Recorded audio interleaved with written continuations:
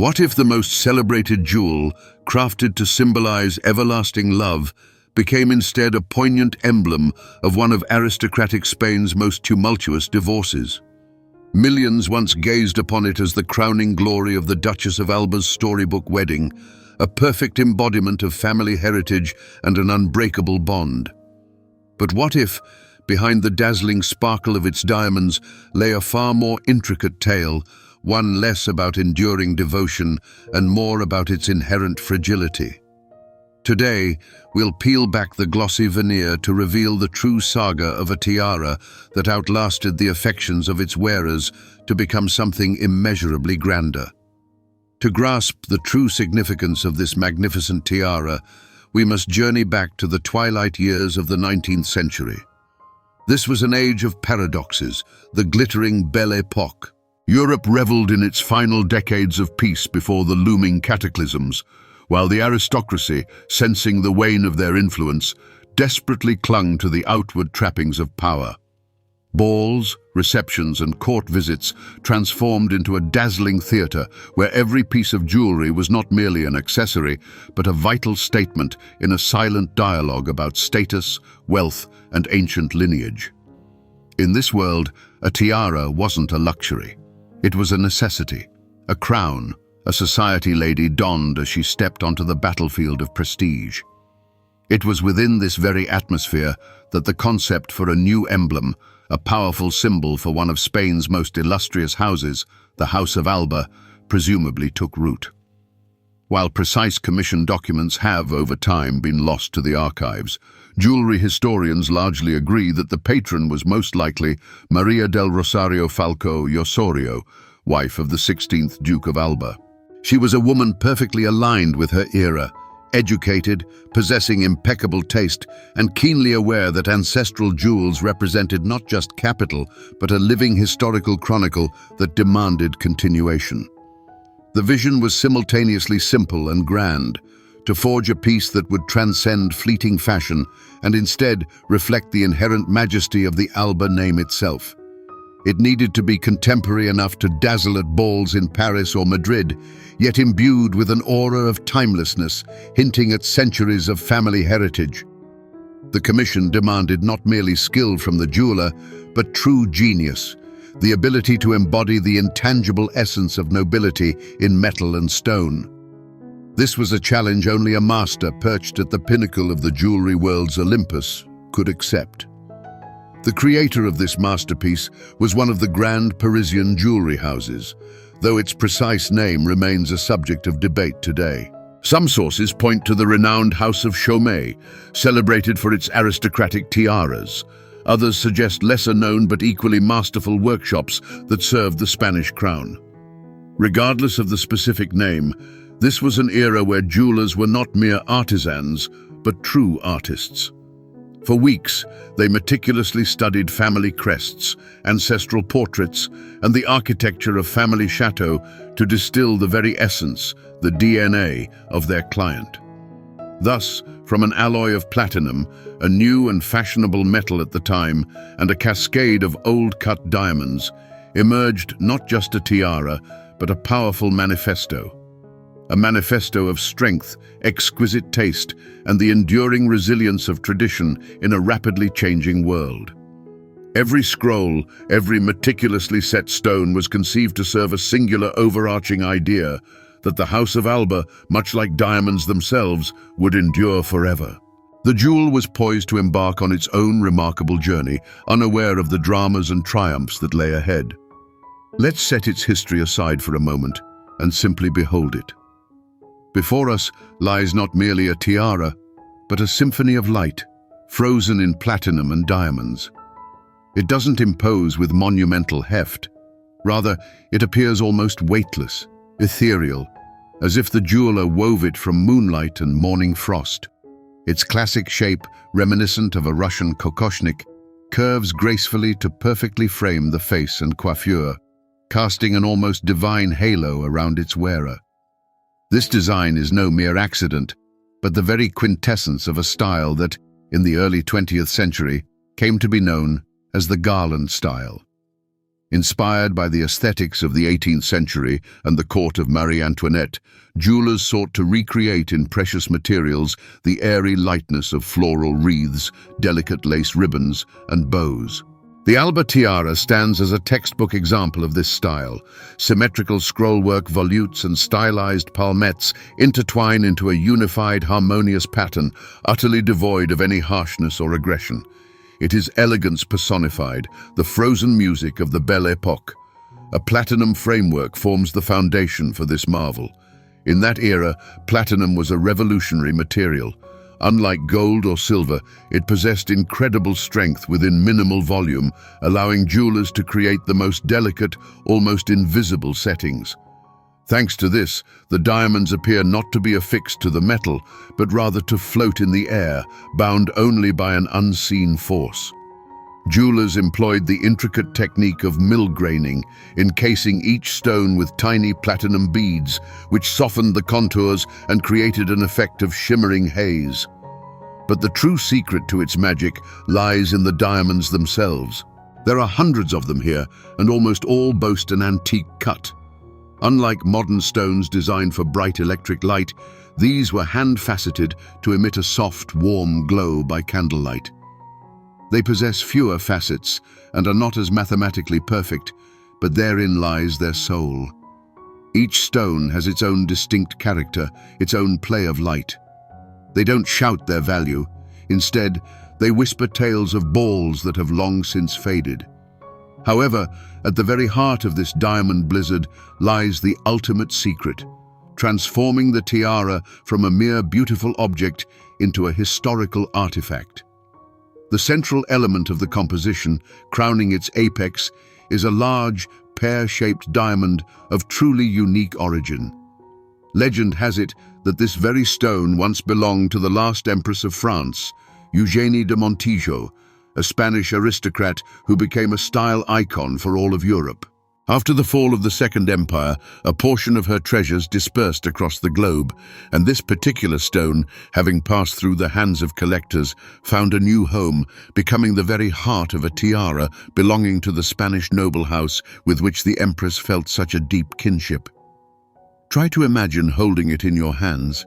It would feel heavier than it appears. Platinum is deceptively dense. You would sense the coolness of its polished surface and the subtle roughness of thousands of tiny diamonds.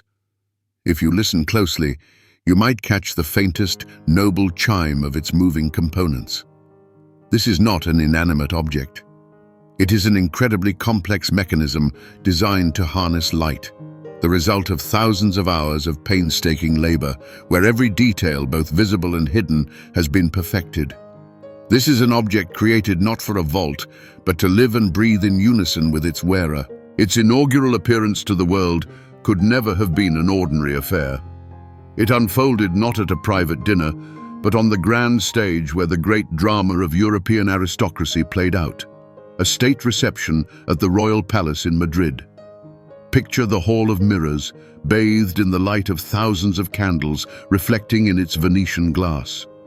The air would be electric with the rustle of silk gowns, the soft clinking of medals, and the barely perceptible murmur where courtly intrigues mingled with political stakes. In that hall, every jewel was not an adornment, but a weapon in a silent duel of diadems, where everything was appraised: the weight of the stones, the jeweler's name, and most crucially, the antiquity of one's lineage. And then, into this shimmering world, stepped the Duchess of Alba. She wore a gown by a Parisian couturier, a work of art in itself, but all eyes were drawn upward. Perched upon her head, nestled within an exquisitely styled coiffure, rested the new treasure. This was not merely an entrance, it was a declaration. In that moment, the tiara ceased to be simply an object stored in a velvet case. It became the definitive statement in the image of one of Spain's most powerful women, her visible right to a place in the front row of history. In the soft, flickering glow of hundreds of candles, the tiara came alive.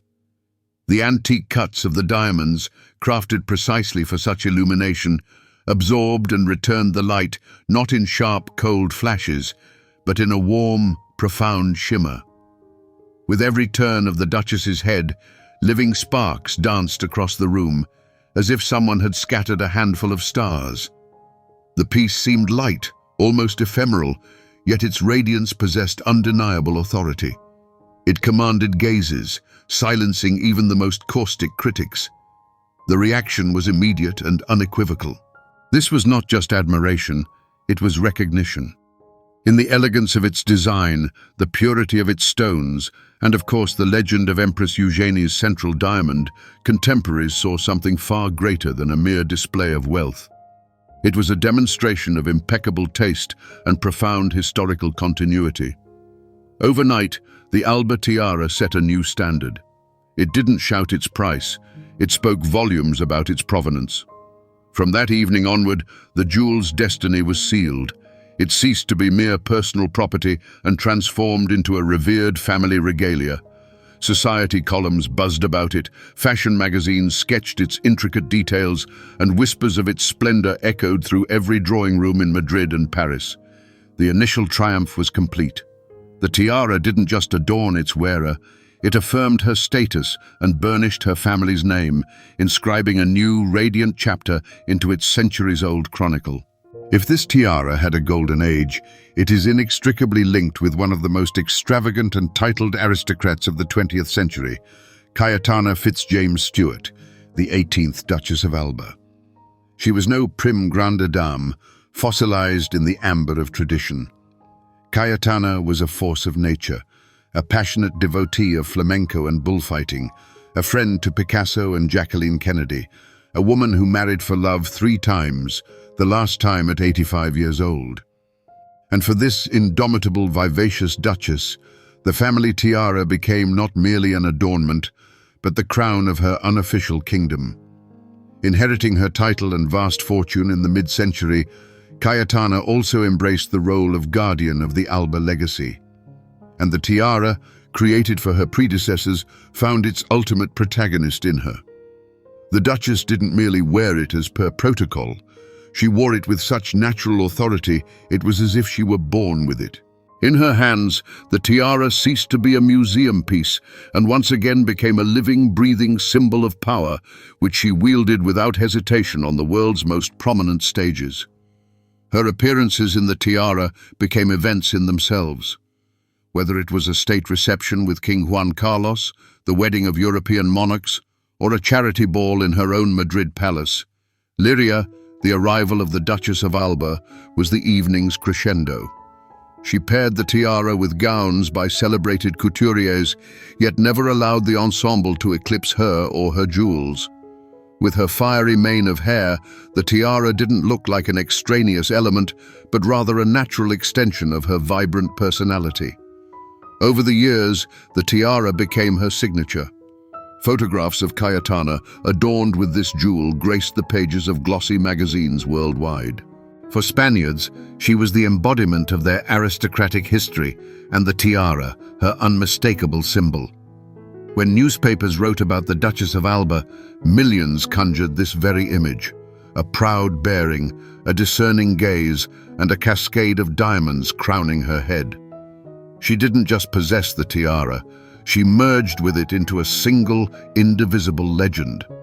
But beneath this public persona lay a deeply personal connection. For Cayetana, the tiara was less a display of wealth and more a tangible thread connecting her to her beloved father, the previous duke, and to the entire lineage of ancestors whose portraits gazed down at her from palace walls. During the turbulent years of Spanish history, through times of change and uncertainty, this tiara on her head was a silent declaration. The House of Alba had endured, its legacy was alive, and she was its faithful guardian. She wore it at the wedding of her only daughter, Eugenia, passing on not just a precious jewel, but the baton of family history. This moment, captured by hundreds of cameras, marked one of the tiara's last grand appearances under Cayetana's aegis. It was as if she were blessing the new generation, entrusting them with the family talisman. The decades the tiara spent with Cayetana were the zenith of its fame and recognition.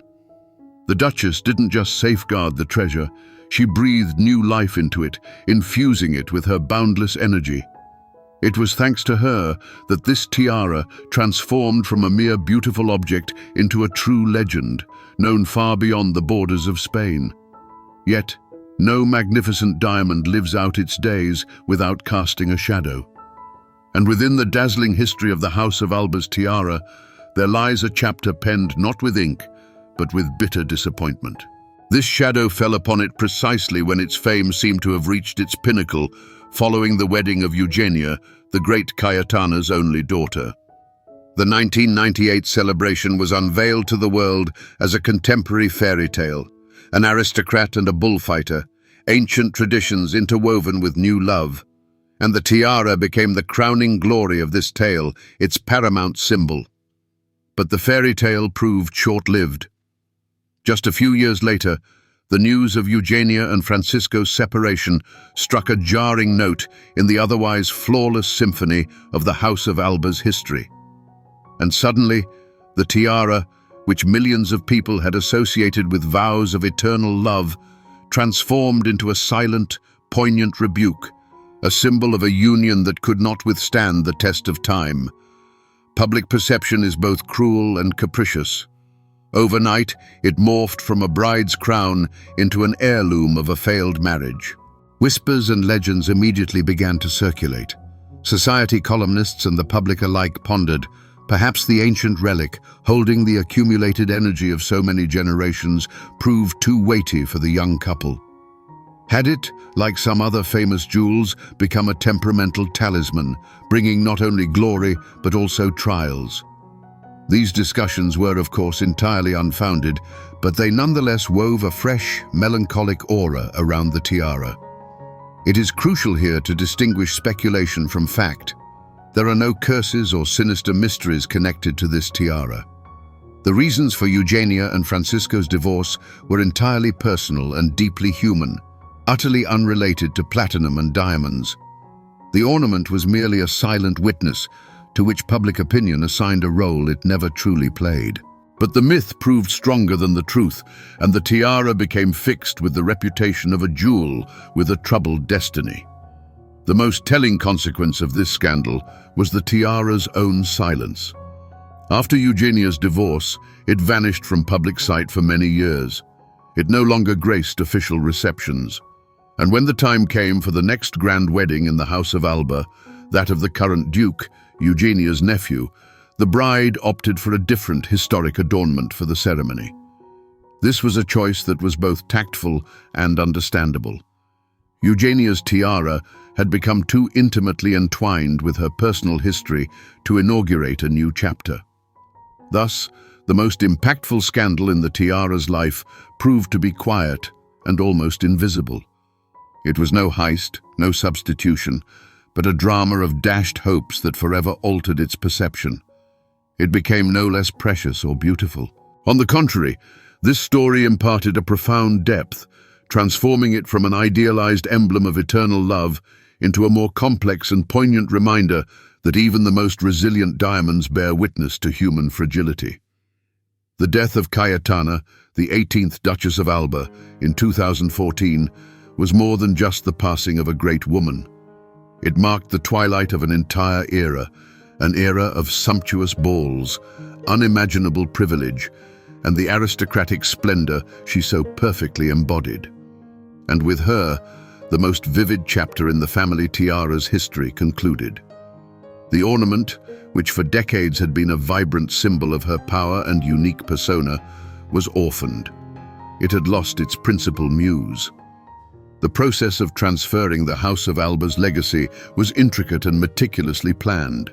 Immense landholdings, palaces, an invaluable art collection, and titles were distributed among her numerous children. The tiara, like many other historical jewels, became part of this grand partition. Formally, it remained family property, but its unspoken status shifted. From the Duchess's personal crown, it transformed into a shared family asset, a piece for a museum collection whose future fate became a matter for collective family decisions. A period of quiet descended, a life lived in shadow. The tiara, accustomed to spotlights and camera flashes, returned to its vault. Its absence from official family events was deafening. Newer generations of Alba brides, as we have already mentioned, opted for other jewels from the family's rich treasure trove for their weddings, and this was a gesture of profound respect. The tiara had become so intimately associated with Cayetana and the dramatic tale of her daughter's wedding that wearing it would have meant engaging in too complex a dialogue with the past. The emotional atmosphere surrounding the tiara shifted. The fleeting admiration for its immediate sparkle gave way to an awareness of its historical weight. It was no longer merely a beautiful adornment for a grand entrance. It had become a relic, preserving the memory of a great woman and the unfulfilled hopes of her daughter. Its temporary oblivion was not an act of neglect, but rather a period of quiet reflection, essential for passions to subside and for a personal narrative to yield to an eternal history. During this time, the silence around the jewel only amplified its legendary status. Collectors and jewelry historians worldwide speculated about its fate. Would it become part of a permanent exhibition in one of the Alba palaces? Would it ever be sold at auction, breaking all records? Or was it simply awaiting its moment to shine again on the head of a new family representative, one daring enough to embrace the full weight of its past? The end of one era sparked a new intrigue, and the tiara silently awaited the role the future would assign it. After long years of silence, its return was like a thunderclap in the world of high jewelry. It happened not at a wedding or a royal reception, but within the hushed velvet confines of museum halls. A renowned Parisian museum, preparing an unprecedented exhibition dedicated to the art of the tiara as a symbol of an era, approached the House of Alba, requesting to borrow their most celebrated example, and the family agreed. News of this became a sensation. The tiara, which many had believed forever hidden from public view, was returning to the stage, but in an entirely new role. This was a triumph of a different kind. For the first time in its more than 100-year history, the tiara appeared before an audience not as an accessory complementing an aristocrat's ensemble, but as a self-sufficient masterpiece. Placed within a sterile cube of armored glass, under perfectly calibrated light, it revealed all its secrets. Everyone could examine the exquisite craftsmanship of the platinum setting, the play of light within each facet of the antique diamonds, the harmony of its flawless lines. It was its solo performance, and it was stunning. In that moment, it received a fresh interpretation. The history of its wearers, their triumphs and personal dramas did not vanish, but receded into the background, becoming what experts call provenance, a noble history of origin that adds immeasurable value. Purified of momentary gossip, it stood as it was always intended, a work of art reflecting the spirit of its era. People standing before the display case no longer saw a symbol of a failed marriage, but the genius of Belle Époque jewelers and the grandeur of one of Europe's most distinguished noble families. This event marked the peak of its value, not so much financial as cultural. Of course, the whispered insurance valuation circulating in the wings reached astronomical sums, but its true worth became incalculable. It ceased to be merely a very expensive ornament and definitively ascended to the rank of a global cultural treasure, on par with Goya's paintings from the Alba Duke's own collection or the riches from national treasuries. Critics and art historians dedicated entire articles to it, analyzing its design and its place in history. For thousands of exhibition visitors, it became the main revelation. Its return to the stage was not just successful, it was transformative. The tiara shed the shadow of personal stories and attained immortality in the pantheon of great jewelry masterpieces. This was not a return to high society. This was an ascension into eternity. So, where is it now, this tiara that has outlived love and become a legend? The answer is simultaneously simple and complex. It resides where it should, in the House of Alba's treasury, most likely in a carefully guarded vault within Madrid's Liria Palace, alongside other relics of one of Europe's greatest aristocratic dynasties. It was not sold. It was not donated to a museum. It remains at the heart of the family, but its role has irrevocably changed. Today, the House of Alba tiara is no longer an accessory, but a historical artifact. It's impossible to simply retrieve it from a safe and wear it to a wedding or reception. To don this tiara means to take on its entire history: the brilliance of Empress Eugénie, the formidable presence of Cayetana, the drama of her daughter. It has become too heavy with the weight of memories and symbols. Just as one cannot wear Charlemagne's crown to a carnival, this tiara can no longer be used for its original purpose. Its status is now akin to that of state regalia, an object for contemplation, study, and above all, preservation. Its current value is practically incalculable, and this isn't solely about carats. Its price is composed of three inseparable parts. The first, material, the weight of platinum and hundreds of flawless antique-cut diamonds. The second, artistic. It is a masterpiece of Belle Époque jewelry art, crafted by great Parisian masters. But the third, and most crucial part, is its impeccable provenance. The legend of Empress Eugénie, decades of glory on the head of the great Duchess Cayetana, and worldwide renown make it absolutely unique. Any auction house in the world would give anything to put it up for bidding, but it is priceless precisely because it is not for sale. The current head of the house, the 19th Duke of Alba, and his family today act not merely as owners, but as custodians of this heritage. Their mission is to preserve this fragile masterpiece for future generations, just as they preserve the paintings of Goya and Velázquez. Occasionally, for a special occasion, the tiara leaves its vault to shimmer once more in carefully curated exhibitions, but each time it returns home. It has become an eternal captive of its own glory, a silent guardian of a great lineage's history. So, we return to the question where we began our journey. Did the tiara, created for eternal love, become a symbol of a highly publicized divorce? The answer proved far more complex than a simple yes or no. The story of this jewel is not a Hollywood drama with a definitive ending, but a genuine human saga. The failed marriage neither cursed nor devalued it. On the contrary, it added a note of melancholy to its brilliance, a layer of truth, transforming its story from an idealized fairy tale into real life. The main conclusion we can draw is that this tiara is a perfect mirror. Its facets reflect not only the history of the House of Alba, but also the very essence of the 20th century. It reflects the confident luxury of its era, the unyielding will of its most famous owner, the fragility of modern unions, and finally, our own reverence for artifacts that have become part of grand culture. It has absorbed everything: pride, love, disappointment, and glory. This is where its true value lies. It has long ceased to be merely the sum of its carats. It is the physical embodiment of human passions, ambitions, and grand narratives. Each of its diamonds is a page of a silent chronicle. Within it, the whisper of ballrooms, vows at the altar, quiet tears, and thunderous applause. It is a witness that can never tell everything, but whose silent brilliance speaks louder than any words. Great jewels live their own, unique lives, passing through human hands like ships passing through a series of ports. They absorb a piece of the soul of each of their custodians, becoming over time not just a treasure, but an animated talisman for an entire lineage.